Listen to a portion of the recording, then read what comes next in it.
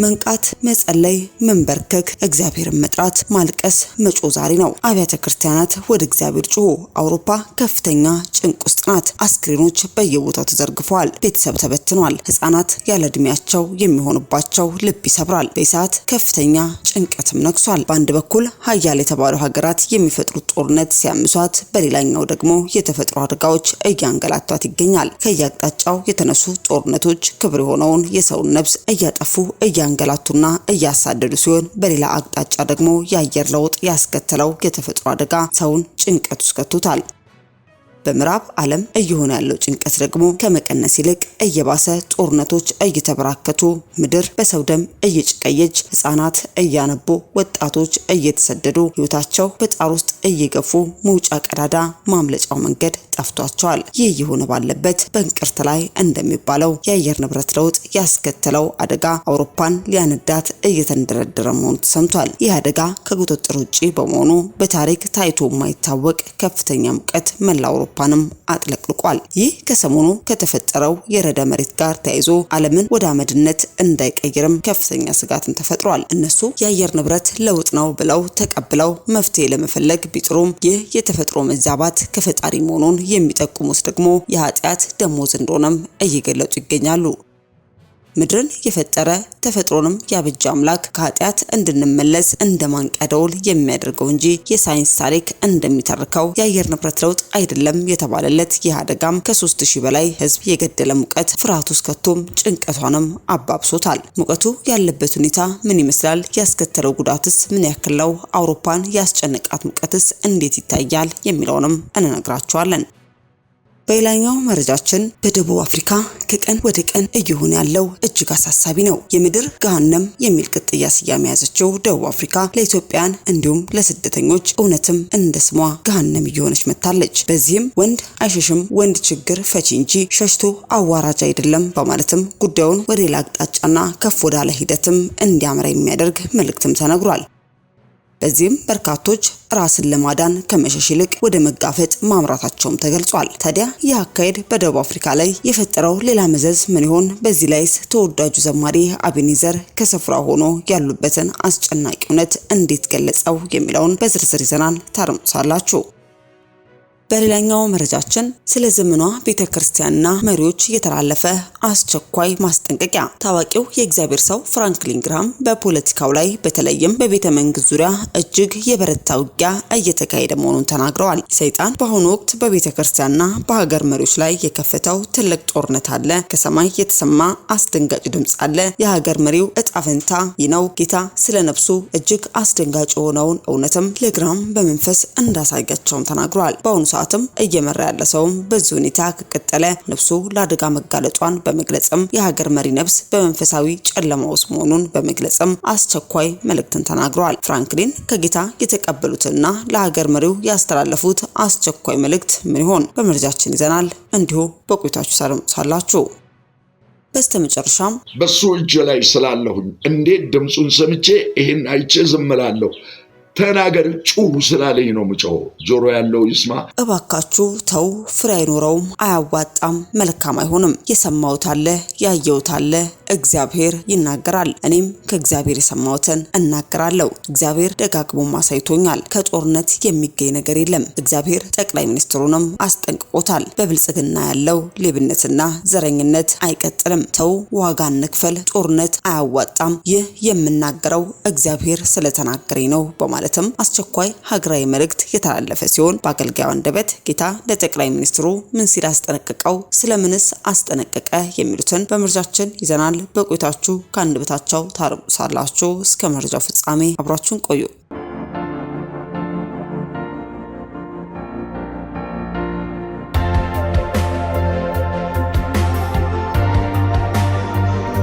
አስቀድመን ወደ ያዝንላችሁ መረጃችን ስናልፍ የሰውን ሀገር ከመጠበቅ የራስን ሀገር ማስተካከል በደቡብ አፍሪካ በኢትዮጵያን እንዲሁም በስደተኞች ላይ እየደረሰ ያለውን አስከፊ አደጋና ጥቃትን ተከትሎ መነጋገሪያነትን ፈጥሯል። ይህም ወንድ አይሸሽም የሚልም ነው። ንግግሩ እጅግ የሚያስገርምና የሚያስደንቅ ነው።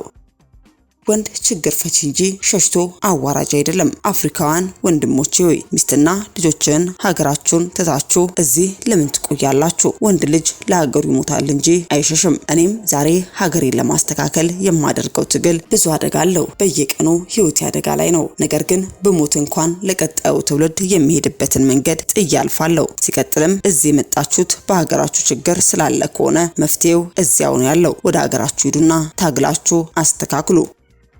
እዚህ ያሉት መዝናኛዎችና ምቾቶች ለጊዜው ቢስቧችሁም ትክክለኛው አፍሪካዊ የትግል መንፈስ ወደ ሀገራችን መልሰው። ይህ ንግግር በብዙዎች ላይ ሀሳብ የሚጭር ነው። ወንድ ልጅ አይሸሽም፣ ይጋፈጣል ያለው እውነትም ይዞታውን በራሱ ከባድ ክርክር የሚጋብዝም ነው። ይህ ሰው ንግግርም በውስጣችን ያስቀምጠው ትልቅ ጥያቄም አለ። እናንተስ በዚህ ጉዳይ ምን ትላላችሁ? በኮሜንት መስጫ ላይ አስፍሩልን።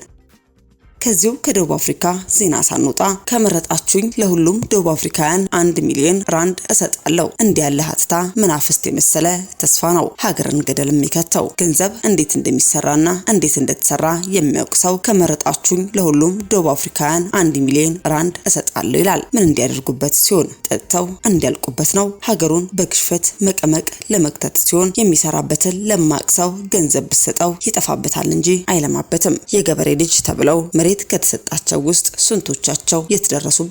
ታዲያ ዛሬ ላይም በደቡብ አፍሪካ እኔ ለሚመርጠኝ 1 ሚሊዮን ራንድ እሰጣለሁ በማለት የተነዛው ንግርትም ፍጹም ስህተት መሆኑን ለመናገር ወደድን።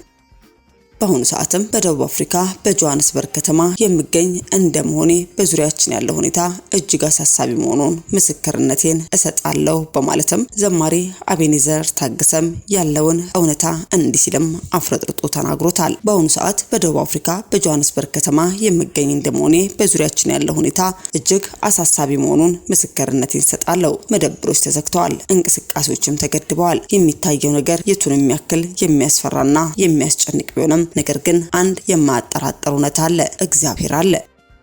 በተለይም በ9 ክልል የሚገኙ ኢትዮጵያን ወዳጆች ጥብቅ ጸሎት ያስፈልጋቸዋል። መጽሐፍ ቅዱስ ሲናገር በመከራ ቀን ጥራኝ እኔም አድንሃለሁ አንተም ታከብረኛለህ እንደሚል መዝሙር 50 ቁጥር 15 ላይ በዚህ ፈታኝ ወቅት ይህ መልእክት የደረሳችሁ በዓለም ዙሪያ የምትገኙ የኢትዮጵያን ቅዱሳን በሙሉ በደቡብ አፍሪካ ለሚኖሩ እህትና ወንድሞቻችሁ ልባዊ ጸሎት እንድታደርጉም ጥሪ አቀርባለሁ።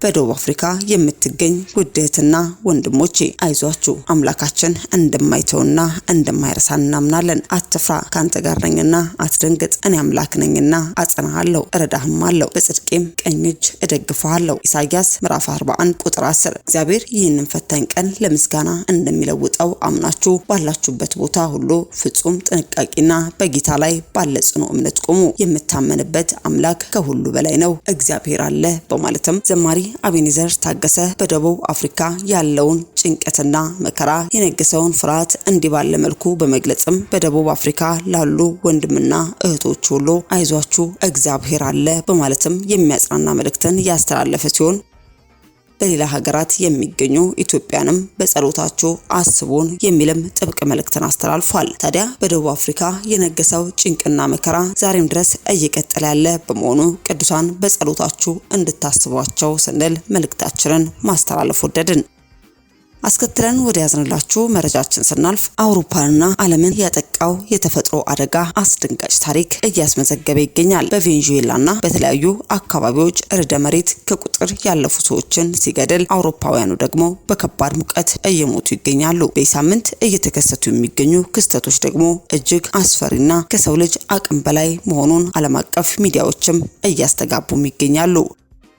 በቬኔዙዌላ ርዕደ መሬት ሳቢያም ከ40 ሺህ በላይ ሰዎች ደብዛቸው የጠፋ ሲሆን ከ14 ሺህ በላይ ሰዎችም ማለቃቸው ተገልጿል። ታዲያ ይህ ሳበቃ ዛሬ በአውሮፓ የተከሰተውም እጅግ አስደንጋጭና አሳሳቢ ሆኗል። አውሮፓን ክፉኛ በመታው የሙቀት ማዕበል በፈረንሳይ፣ በቤልጂየም፣ ኔዘርላንድ ቢያንስ 3700 ሰዎች መሞታቸው ማወቅ ተችሏል።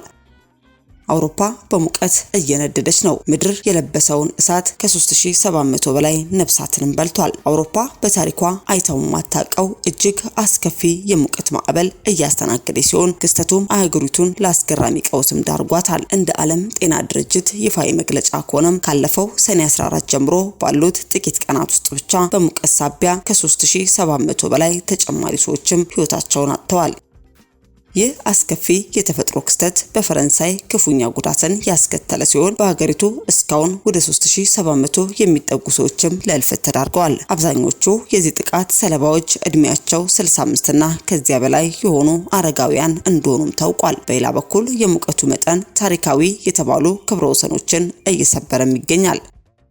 በጀርመን የሙቀት መጠኑ 41.7 ዲግሪ ሴንቲግሬድ በመመዝገቡ ለተከታታይ 3 ቀናት የሀገሪቱ ከፍተኛ የሙቀት ታሪክም አድሷል። በተመሳሳይ የቼክ ሪፐብሊክ የሙቀት መጠን በታሪኳ ከፍተኛ የሆነውን 41.1 ዲግሪ ሴንቲግሬድ መድረሱን የሀገሪቱ የሜትሮሎጂ ተቋማትም አረጋግጠዋል።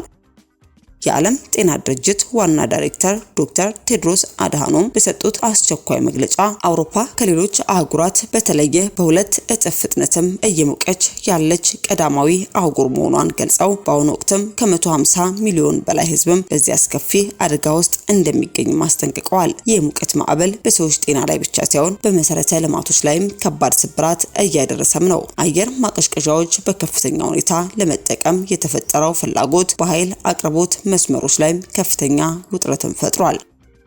በተለይም በስዊድን ሀገር በተመዘገበው ከፍተኛ ሙቀት ምክንያት የባቡር ሀዲድ ብረት በመለጠጡና በመጣመሙ ሳቢያ 600 ሜትር ርዝመት ያለው የጭነት ባቡር ከመስመር ውጪ ተንሸራቶ መገልበጡም ተገልጿል። ታዲያ ይህ አስከፊ የሆነ የተፈጥሮ አደጋም በርካቶች በሳይንሳዊ መንገድ ሊፈቱት ቢሞክሩም ነገር ግን ጉዳዩ ከእግዚአብሔር ዘንድ የመጣ ቁጣ እንደሆነም እየተገለጸም ይገኛል። በአውሮፓ ይህ የተፈጥሮ አደጋ እየቀጠለ ሄድ ይሆን ወይንስ በዚያ በቃ ይሆን? ጉዳዩን እየተከታተልን ወደ እናንተ ምናደርስ ይሆናል። አስከትለን ወደ ያዝንላችሁ መረጃችን ስናልፍ If you don't know God's word, you're not going to recognize spiritual warfare. You'll just succumb to the attacks of the devil and not even be aware that you've been attacked. The devil is wanting to trap every believer, every Christian. ስለ ዘመኗ ቤተክርስቲያንና መሪዎች የተላለፈ አስቸኳይ ማስጠንቀቂያ። ታዋቂው የእግዚአብሔር ሰው ፍራንክሊን ግርሃም በአሁኑ ሰዓት በዓለማችን ላይ በተለይም በሀያሏ ሀገር አሜሪካና በፖለቲካው ማዕበል በነጩ ቤተመንግስት ዙሪያ እጅግ የበረታና እውነተኛ መንፈሳዊ ውጊያ እየተካሄደ መሆኑን በብርቱ ያስገነዝባሉ። ግርሃም ስለ ዘመኗ ቤተክርስቲያን እጅግ አሳሳቢ የሆኑ ነጥቦችን ያነሳሉ። በአሁኑ ዘመን ያሉ ብዙ አብያተ ክርስቲያናት መንፈሳዊ መሪዎች ስለ እውነተኛ መንፈሳዊ ውጊያ ማስተማር አቁመዋል። ቤተክርስቲያን ድምጿን አጥፍታ በዝምታ ውስጥ በመሸሸጓ መሪዎችና ህዝቡ ጥቃት እየደረሰባቸው መሆኑን እንኳን መለየት ተስኗቸዋል። ሰይጣን በአሁኑ ወቅት በቤተክርስቲያንና በሀገር መሪዎች ላይ የከፈተው ትልቁ ጦርነት የቸልተኝነት የጥልና የግዴለሽነት ወጥመድ ነው። ሰይጣን መሪዎች የእግዚአብሔርን ቃል እንዳያስተውሉ በመካከላቸው ክፍፍል፣ ጥርጣሬና እርስ በርስ መጠቃቃት እንዲነግስም ሌትና ቀን እየሰራም ነው። ግርሃም እንደሚሉት መሪዎች የእግዚአብሔርን ቃል ካላወቁ የሰይጣን ማታለልን ሊረዱ አይችሉም። በዚህ ምክንያትም ዘመናዊ መሪዎችና አማኞች ሳይረዱት በሰይጣን ወጥመድ ውስጥ እየወደቁም ነው። ከሰማይ የተሰማው አስደንጋጭ ድምጽና የትራምፕ እጣ ፈንታ። ይህ ታላቅ መንፈሳዊ ታሪክ መነሻ ያደረገው አሁን በስልጣን ላይ ያሉትን ፕሬዝዳንት ዶናልድ ትራምፕን በአንድ ወቅትም በፕሬዝዳንታዊ አውሮፕላን ላይ በነበሩበት ወቅትም ካደረጉት እጅግ ያልተጠበቀ ድንገተኛ ንግግር ጋር የተያያዘ ነው። ትራምፕ ካጠገባቸው ለነበሩ የቅርብ ሰዎች እኔ ወደ መንግስተ ሰማይ ስለሚሄድ ሙሉ በሙሉ እርግጠኛ አይደለሁም የሚል ጥልቅ የልብ ኑዛዜም አድርገው ነበር። ይህ መረጃ ጆሮአቸው የደረሰው ፍራንክሊን ግርሃም ነገሩን ከተራ ምድራዊ ንግግር ባሻገር ከመንፈሳዊ ዓለም ሚስጥር ጋር አያይዘውታል። ጌታ ስለ ፕሬዝዳንቱ ነፍስ እጅግ አስደንጋጭ የሆነውን እውነት ለግርሃም በመንፈስ ማሳያቸው። በአሁኑ ሰዓት የዓለም ፖለቲካ ውሳኔዎችን እየመራ ያለ ሰው በዚህ ሁኔታ ከቀጠለ ወደ መንግስተ ሰማይ የማይገባ መሆኑና ነፍሱ ለአደጋ መጋለጧን የሚገልጽ ሰማያዊ ሸክም በግርሃም ልብ ላይ ወደቀ።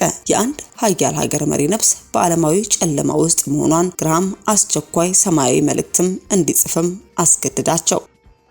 ፍራንክሊን ግርሃም ከጌታ የሰሙትን ማስጠንቀቂያና በልባቸው የወደቀውን ታላቅ ሸክም ተከትለው ወዲያውኑ አሁን በስልጣን ላይ ለሚገኙ ለፕሬዝዳንት ትራምፕ አስቸኳይና ሚስጥራዊ ደብዳቤ ለመጻፍ ተገደዱ። ይህ ደብዳቤም በተለምዶ እንደሚያደርጉት የፖለቲካ ምክክሮች ወይንም የምድራዊ ስልት መገለጫዎች አልነበሩም። ይልቁንም ስለ ነጩ ቤተመንግስት መንፈሳዊ እጣ ፈንታና ስለ ፕሬዝዳንቱ ነፍስ የተላከ ሰማያዊ መልእክት ነበር።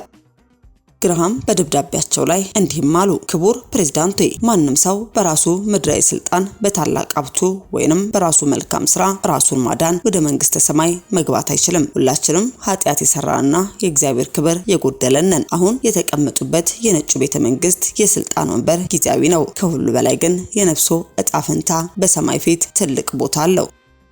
ግርሃም በደብዳቤ ውስጥ ትራምፕ ወደ መንግስተ ሰማይ የመግባት ሙሉ እርግጠኝነትን ማግኘት የሚችሉት በምድራዊ ስኬት ሳይሆን በኢየሱስ ክርስቶስ መስቀል ላይ በፈሰሰ ደም በእውነተኛ ንስሐና በእምነት ብቻ እንደሆነ በግልጽም አስነብበዋቸዋል። ይህ እጅግ ሚስጥራዊ ደብዳቤ የተጻፈው በጥቅምት ወር ላይ የነበረ ቢሆንም ፕሬዝዳንት ትራምፕ ግን ደብዳቤውን በዓለም ፊት ይፋ ያደረጉት በትሩዝ ሶሻል ገጻቸውም ላይ ነበር።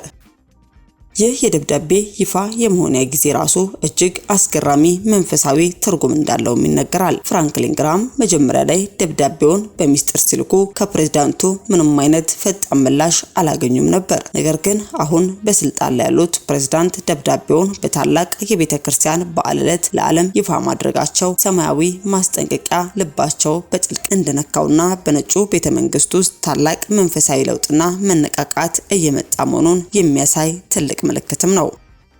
ይህ ፍራንክሊን ግራሃም ለፕሬዝዳንት ዶናልድ ትራምፕ ያስተላለፉት አስቸኳይ መልእክት በአሁኑ ሰዓት በስልጣን ላይ ላለው መሪ ብቻ ሳይሆን በዚህ በፈታኝ ዘመን ውስጥም ለምንገኝ ለእያንዳንዳችን ለዘመኑ አብያተ ክርስቲያናት ለመንፈሳዊ መሪዎች ጭምር የተላከ መንፈሳዊ ጥሪም ነው። ቤተክርስቲያን ከቸልተኝነት እንቅልፏ ልትነቃም ይገባታል። በምድር ላይ ምንም ያክል ትልቅ ስልጣን፣ ዝናና ሀብት ቢኖርም ያለ ክርስቶስ ደምና ያለ እውነተኛ ንስሐ የዘላለም ሕይወት ዋስትና ሊኖረንም አይችልም። አሁን በስልጣን ላይ ያሉ ሀገር መሪዎች ይህንን ሰማያዊ ድምጽ ሰምተው ወደ እግዚአብሔር መመለሳቸው በምድራዊ ፖለቲካ ብቻ ሳይሆን በመንፈሳዊ ዓለም ላይም ታላቅ ድልን የሚያመጣ ክስተት መሆኑን እያሳሰብን ወደ መጨረሻውና ጠቅላይ ሚኒስትራችንን በተመለከተ ከሰማይ ስለመጣው ድምጽ ተሻገርን።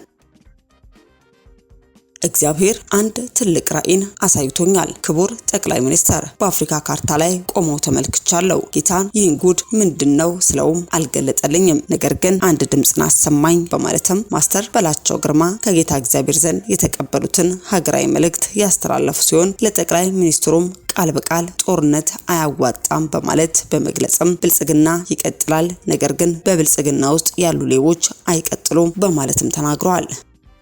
ጌታ ለጠቅላይ ሚኒስትር ምን ሲል አስጠነቀቀው የሚለውንም ከአንደበታቸው አድምጠን እንመለስ። ተው፣ አያዋጣም፣ አይሆንም፣ መልካም አይደለም። የሰማሁት አለ፣ ያየሁት አለ። ወገኖቼ እግዚአብሔር ይናገራል። ከእግዚአብሔር የሰማሁትን ልናገር ነው ወገኖቼ በፊታችሁ የቆምኩትና ስለ ሀገሬ። ይህ ምንድነው ብትሉ እግዚአብሔር አምላክ ደጋግሞ አሳይቶኛል።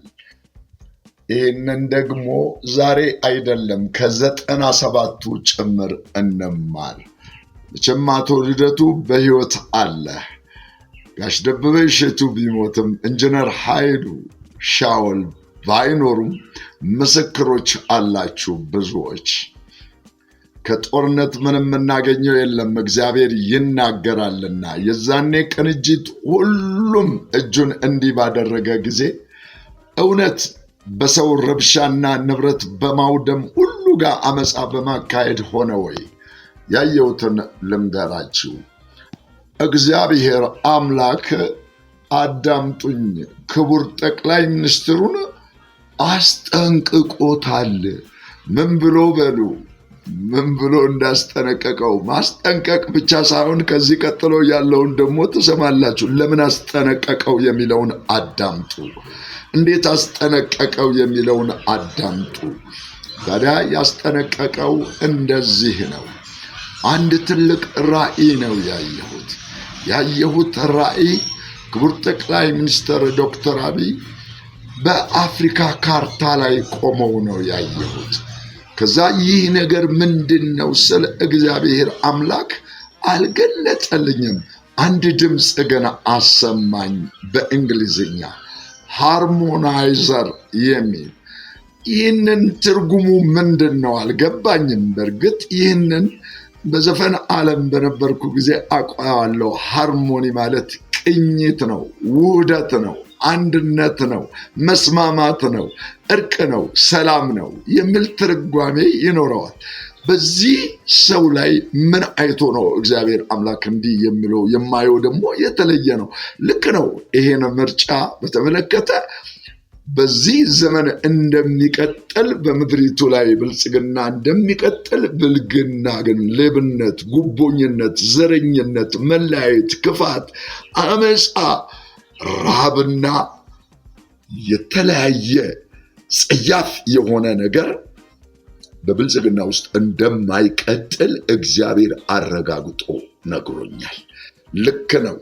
ይህን ሆኖ ግን ይህ ሰው በእግዚአብሔር እንደተሾመማ ከመጀመሪያው ጀምሮ ገና መለስ ዜናዊ ከመውረዱ በፊት ማለትም ከመሞቱ በፊት እግዚአብሔር የተናገረውን አስቀምጬላችኋለሁ። እግዚአብሔርን የሚፈራ ሰው ይቀመጣል ብሎ የተናገረው። ታዲያ ጌታ እግዚአብሔር ያለኝ ዘዳግም ወደ መኝታ ክፍሌ ገባሁና በርከክ አልኩኝ። ምክንያቱም እንዲህ ደፍሮ የእግዚአብሔርን ነገር እንዲህ አየሁ እንደዚህ ነው ማለት ስለማይቻል የሰጠኝ ቃል ዘዳግም ምዕራፍ 18 ከቁጥር 9 ጀምሮ እንዲህ አለ። ወደዚህ ወደምትገባበት ምድር ሳስገባህ ወይንም ስትገባ ልጆቻቸውን ሴት ልጆቻቸውንና ወንድ ልጆቻቸውን ለእሳት መስዋዕት አርገው የደም መስዋዕት አርገው የሚጠቀሙ ሟርተኞች፣ መተተኞች፣ አስማተኞች፣ ደጋሚዎች፣ ሞራ ገላጮች፣ መናፍስት ጠሪዎች፣ ኮከብ ቆጣሪዎች ያሉበት ምድር ነውና እነዚህ የሚያስተምሩት ትምህርት የራሳቸው የሆነ አለና ያን ትምህርት እንዳትማር የሚል ነው። አንዱ ይህን ትምህርት ነው የሚለው። ይህንን እንዴት ትተረጉሙታላችሁ? ወደ አፍሪካ ከፍታ ሳመጣ አንደኛ ባለህበት ምድርም በዚሁ በኢትዮጵያ ላይ፣ በኤርትራ ላይ፣ በሰሜን ላይ፣ በደቡብ ላይ፣ በምስራቅ ላይ፣ በምዕራብ ላይ፣ በመላው ኢትዮጵያ ማለት ነው የጣዖት ልምምድ አለ። ሁለተኛ በአፍሪካ ደረጃም ደግሞ ከፍ ሳረግ የጣዖት ልምምድ አለ። ሶስተኛ እግዚአብሔር አምላክ የዓለም ካርታም አሳይቶኛል። በዓለም ደረጃም ከፍ አረጋለሁ። በዓለም ደረጃ ጣዖትን የዚህ ዘመን ጣዖትም ማለት ነው እንደ 666 እንደ ኢሉሚናት ሌሎች ረቂቅ የሆነ አጋንንታዊ ትምህርቶችን የሚያስተምሩ አሉና ጥንቃቄ አድርግ፣ ከነዚህ ጋር እንዳትተባበር። አንተ ግን በእግዚአብሔር ጽና ይላል። ለእግዚአብሔር ተቀደስ፣ ለእግዚአብሔር ተለይ የሚል ነው። ደግሞም ምን ይላል እንግዲህ የምትጣበቀውና የምትጠበቀው ነገር አለ ብለህ በሰፊ ንገረው የሚል ነው። የምትጣበቀው ከእግዚአብሔር ጋር፣ የምትጠበቀው ደግሞ ከዚህ ከክፋት ሁሉ እንድትጠበቅ ተጠንቀቅ። ከዛ ውጭ ግን በጣም የሚገርመው በጣምም ደስ የሚለው ይሄኛውን ምርጫ ማሸነፍ ሳይሆን እሱን ቀድሜ እግዚአብሔር አምላክ ቀድሞ ስለነገረኝ ነግሬያቸዋለሁ። ዋጋ አንክፈል። መንገድ የምንገነባበትን የተፈናቀሉትን ቤታቸውን ሰርተን መልሶ ማቋቋም ሲገባን፣ የተጎዳውን ሕዝብ መካስ ሲገባን፣ ኑሮ ውድነታችንን ማሻሻል ሲገባን፣ ወደ እውነተኛ ብልጽግና ለመግባት መስራት ሲገባን ጦርነት አያዋጣም፣ ረብሻ አያዋጣም፣ አመፃ አያዋጣም እያልኩ ያለሁት እግዚአብሔር ስላነን። አሁን እግዚአብሔር ደግሞ አመጣና በአፍሪካ ደረጃ ሃርሞናይዘር አፍሪካን አንድ ያደርጋል ብሎ 3 ገመዶችን እየጎተተ ነው ክቡር ጠቅላይ ሚኒስትርን ያሳየኝ። እነዚህ በምን ደረጃ ነው ቢባል፣ አንደኛ በሰላምና በህዝብ ደህንነት፣ ሁለተኛ በሀገሮች ሰላምና በህዝብ ደህንነት በዲፕሎማሲ፣ ሁለተኛ በኢኮኖሚ ሪቫይቫል ኢንቬንሽን እና ክሪኤሽን ያለው አዳዲስ የኢኮኖሚ ሪቫይቫሎች እንዲነሱ ወይንም መነቃቃቶች እንዲነሱ፣ ህዝብ ትውልድ ከስራ አጥነትና ከስደት እንድድን መልካም ስራን የመስራትን ነው። የሶስተኛው ደግሞ የቴክኖሎጂ ለውጥን በተመለከተ ዲሊጀንት ሆኖ ዴዲኬትድ ሆኖ በትጋት የማህበራዊ እድገት ለውጥ አምጪ ቴክኖሎጂን በአፍሪካ ደረጃ የማሳደግ፣ በዓለም አቀፍ ደረጃ ደግሞ በኢኮኖሚ ለውጥ እና በማህበራዊ ህይወት ለውጥ በእርቅና በሰላም ጉዳይ በዩኤንና በዓለም ኢኮኖሚ ጉዳዮች ላይ ትልልቅ ቦታዎች ላይ እግዚአብሔር ሲያስቀምጥ አይቻለሁ። ታዲያ እንዲህ ሆኖ ሳለ ዛሬ እጅግ የሚገርመው ይህን ድጋሚ ይህን ቪዲዮ እንድሰራ ያደረገኝ አንድ በዚህ በሰሜን ሾፌሮች ምን ያህል ስቃይ ደርሶባቸው አንድ የማውቀው ዘመድ ደውሎ እንደነበረ፣ ሁለተኛ ለማስረጃ የማሳያችሁ ነው። በኦሮሚያ ታግቶ የነበረ ሰው እባክህ ገንዘብ ላክልኝ እንዲሆኜ ነው ያለሁትና በጭንቅ ላይ ገንዘብ አምጣ ብለው ቴክስቱን ላሳያችሁ እችላለሁ። ሌላም ደግሞ ከምርጫ ቦርድ የሚተላለፈው በየቦታው ያሉ ችግሮች እባካችሁን በሶሻል ሚዲያም የምናየው ነገር እጅግ ደሳም የሚል አይደለም። ከጦርነትና ከግጭት ህዝብን ማስጨረስና ወደ ኋላ ከመጓዝ በስተቀር ለኢትዮጵያ ሀገሬና ለኛ ለሁላችን አይጠቅምምና ተውት ይቅር። እስቲ እንመካከርና ይህ ሰው ሃርሞናይዝ ያደርጋል ካለ እስቲ የሚመጣውን ለውጥ እኔ እላለሁ። አመሰግናለሁ። እወዳችኋለሁ። ሼር፣ ሰብስክራይብ፣ ኮፒ ሊንክ አድርጉ። ይህንን እንድናገር ያስገደደኝ አንደኛ የሰማይ አምላክ ይታዘበኛል፣ ህዝብ ምን ይለኛል ብዬ ብቶ፣ ሁለተኛ በአፍሪካ ደረጃ አፍሪካን ካይንድነስ አንድ ጉድ ኢቲክስ አምባሳደር ተብዬ ነገ አንዱ ዲፕሎማት በዲፕሎማት ደረጃ ሁሉ ሊጠይቁኝ ይችላሉ በዓለም አቀፍ። ከዚህ በፊት የአሜሪካ ኤምባሲ 97 ላይ አልጠይቁኝም እንዴ እስካሁን የት ነበርክ የሚል። ስለዚህ እባካችሁን ያለኝ የህዝብ ኃላፊነት ኢትዮጵያዊነቴም ያለኝ ኃላፊነትም በዓለም አቀፍ ደረጃ ያለኝ እውቅናም የህዝቤን ነገር በተለይ አምላኬ ከማንም በሱ እጅ ላይ ስላለሁኝ እንዴት ድምፁን ሰምቼ ይሄን አይቼ ዝም እላለሁ?